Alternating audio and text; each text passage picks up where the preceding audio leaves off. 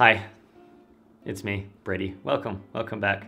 I still don't really know how to not awkwardly start a YouTube video, so we're starting. Here we are. So at the turn of the year in January, I was thinking to myself, and I was thinking back, and I'm like, what do I need to improve on? And one of the things that always sticks to me is writing. I'm a terrible writer. I'm awful at it. I'll come up with a cool concept, I'll write 3 sentences and be like, nope, this sucks, and I'll never. You see, like, as I write it, it's like super nice handwriting, and as the thought gets away from me, you'll see it just get like worse and worse and turn into like slop. But this all started when I was talking to Sam Newton a couple of weeks ago. Let's see if he answers. Brady, hey, what's up? Hey, you wanna tell them you're better than I am about it. Tell them about your birthday party this year. Yeah, let me tell you guys all about my film festival. This is Sam. He's really cool. You should follow him on the YouTubes and unfollow from me. Every year I run a film festival out here in Los Angeles. This is the 4th time we've ever done it. And we're doing it the biggest we've ever done it, with 350 people. And it's all about bringing community together. It's a lot of syllables. We'll chop it up. Bringing community together and bringing people from social media to real life and actually having that real connection, which, you know, creators don't often get. And I'm very excited to see what Brady puts together, because he's incredible and his film's gonna be amazing, and all of you should come. All right? That's all. Done. That's all. Love you. Bye. Bye. So, Sam called me and he was like, you should put something in it. And I was like, what? I don't have anything. I'm not working on anything. And he was like, well, make something. And I was like, okay. But then I got home and I started pacing, and I was like, what if I did? I did want to work better at writing. I did want to do this. I wanted to do that. What if I just did it? So I started brainstorming, and that's how this started. So I want to talk about just the process of this film, kind of what went into it. It's not like a lighting breakdown. It's not anything. It's just like a whole overall, like, this is what I did. Immediately I was like, what do I want to do? And I knew that I was working on one. This was like 5 weeks prior to the film festival. So I knew I had to work quick and realistic. So I started brainstorming with stuff that I could do, and this whole project, it was inspired off of my grandfather, who had passed away about 1.5 years ago. And when he, like in the final months, I found a film projector, like an 8mm projector in his garage, in this actual garage actually. And I was like, whoa, I want to get this working. So I actually took this and I had to like fix it and take it apart and whatever and get this thing working to be able to see all the film rolls that came with it from like my mom's childhood and my aunts and uncles' childhood. And that was really, really cool. And I always said, like, I want to do something with this. I want to shoot something, I want to do this, but I never did. And it never came to fruition. So I was kind of pacing around my apartment and I saw some of the film stuff that I had, and I was like, why not just be stupid and crazy and go to Vermont and film this with the projector there at the location that I filmed it, just because I wanted to push myself. So I did. Please do not. I booked the flight and I had no idea. I just knew the concept and that's it. I had no film written, I had nothing, I had no script, I had no actors, I had no gear. But I was like, I'm gonna figure it out along the way. I knew I had to get organized, because I was like, I've got like 2 days that I can shoot this. Like, organization is gonna be key. So the first thing that I did was just start to like get my thoughts out, write, come up with concepts, and think of how I wanted this to play out. So I put together a Milanote board. This isn't sponsored, I just use Milanote all the time.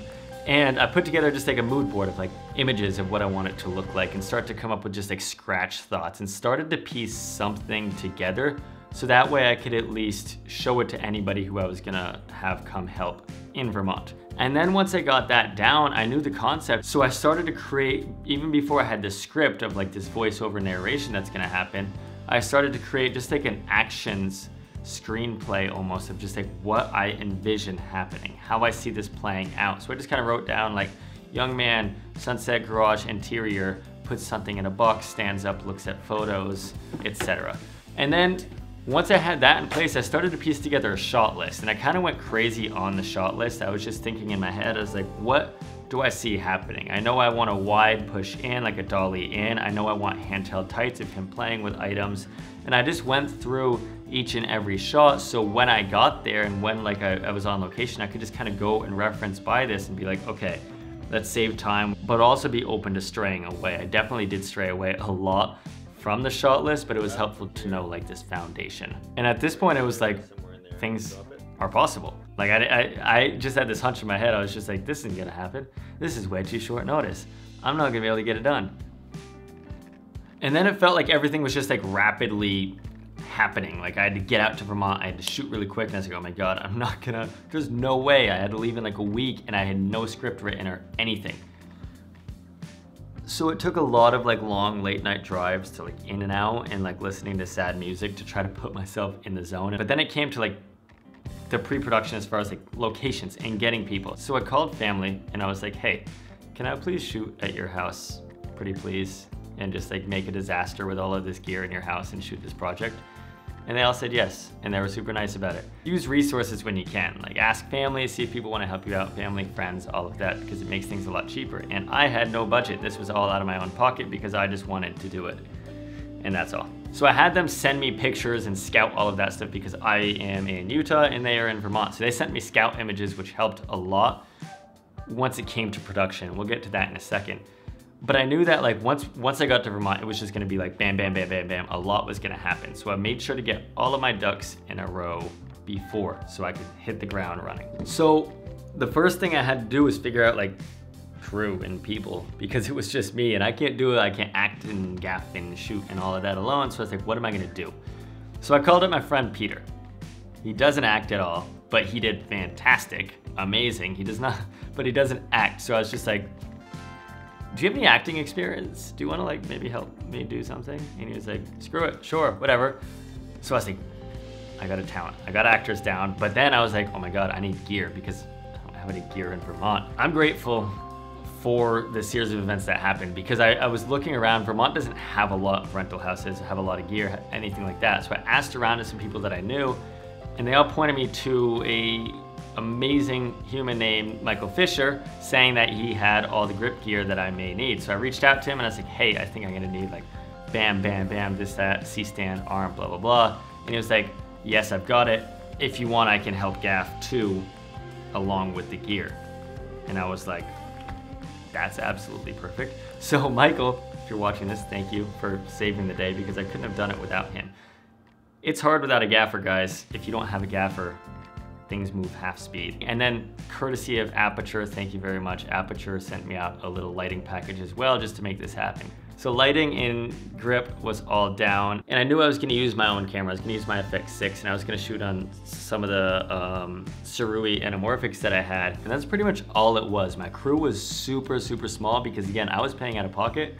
So I had no money. I had no budget for this. So it was just myself, Peter, the actor, Michael, the gaffer, and Matt, the behind the scenes shooter. My mom stepped in as a producer for a second and got us all sandwiches and that was fun. So coming down to, shoot days, I knew I was only gonna have 2 days to shoot because there's one location that I'd have one day and the other location for the other day.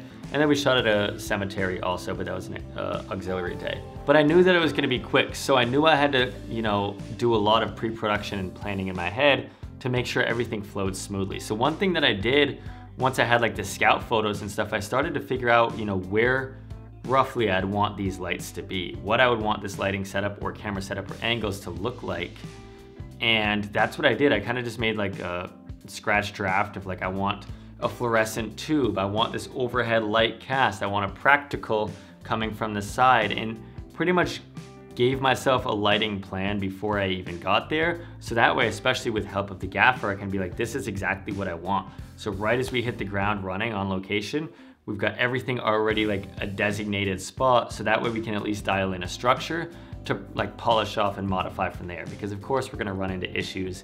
It always happens, but it's nice to at least have like a starting point to work with as far as your lighting setup goes. So that's something that saved me a ton of time of just almost knowing exactly what I was gonna do when I got there. Like I said, there's destined to be things falling through the cracks. I knew that things were gonna go wrong and I'd have to just be okay with these improv decisions. And that's what a lot of the time happened. I mean, like the story kind of skewed once I got to Vermont because I was basing the end of the story off of these real rolls of film. So I didn't know what was on there and I had one story in mind and I got home and I watched all the film and I was like, the story doesn't work. So last minute I had to switch things up and make changes and ultimately change the ending of the film literally like 12 hours before filming.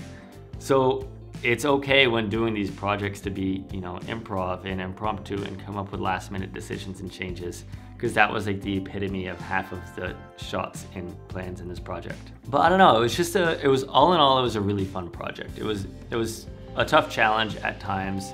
Not every time do you want to be doing everything, being a director and producer and DP and everything. It's tiring, but little projects like this are fun. And I wanted to challenge myself mainly because Sam told me to make something. And I didn't think that it would, you know, snowball into as big of a project as it was. But hey, that's the fun of it, and that's why we do it. So I don't really know what the purpose of this whole video was. I guess it's just to talk about everything that I did in this project and tell you guys that I filmed a cool short film that I hope to show to you guys really soon. So I'm gonna go work on this project, but thanks for sticking around and listening to me ramble, and I hope you like this video. So I'll see you soon, and go make something fun with your friends.